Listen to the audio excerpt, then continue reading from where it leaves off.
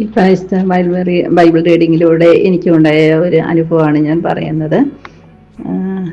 ഈ 5 ദിവസവും എനിക്ക് ബൈബിൾ റീഡിങ് ഒത്തിരിയേറെ സന്തോഷമുള്ളൊരു കാര്യമായിരുന്നു. പക്ഷെ ഇന്ന് വെളുപ്പിനുള്ള വായനയിൽ 3 മണിയായപ്പോൾ നമ്മൾ സമയം ദൈവം ക്രമീകരിക്കുന്നതാണെന്നുള്ള ഒരു അനുഭവമാണ് ഇതിൽ നിന്ന് മനസ്സിലാക്കാൻ കഴിയുന്നത്.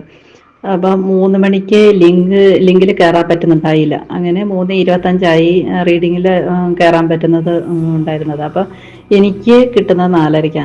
അപ്പം ഞാൻ ഈശോയോട് പറയുമായിരുന്നു, എൻ്റെ ആത്മീയ ജീവിതത്തിന് ആവശ്യമായ എൻ്റെ ഉണർവുകൾ, അതായത് ആത്മീയ ജീവിതത്തിൽ നമുക്ക് വേണ്ട പോരായ്മകളല്ലാതെ എപ്പോഴും ഞാൻ ഈശോയോട് ചോദിക്കുന്നൊരു കാര്യമുണ്ടായിരുന്നു. അതിലെനിക്ക് ഈ 4:30 കിട്ടിയ വചനം 1 പത്രോസ് 4 അധ്യായം മുതൽ പിന്നെ 1 യോഹന്നാൻ 3 അധ്യായം അത്ര വരെ പൂർത്തീകരിച്ച് അതിൽ മുഴുവൻ ഉപദേശങ്ങളും കാര്യങ്ങളും ആത്മീയ വളർച്ചയ്ക്ക് ആവശ്യമായ കാര്യങ്ങളും മാത്രമായിരുന്നു അതിൻ്റെ അത് ഉണ്ടായിരുന്നത്.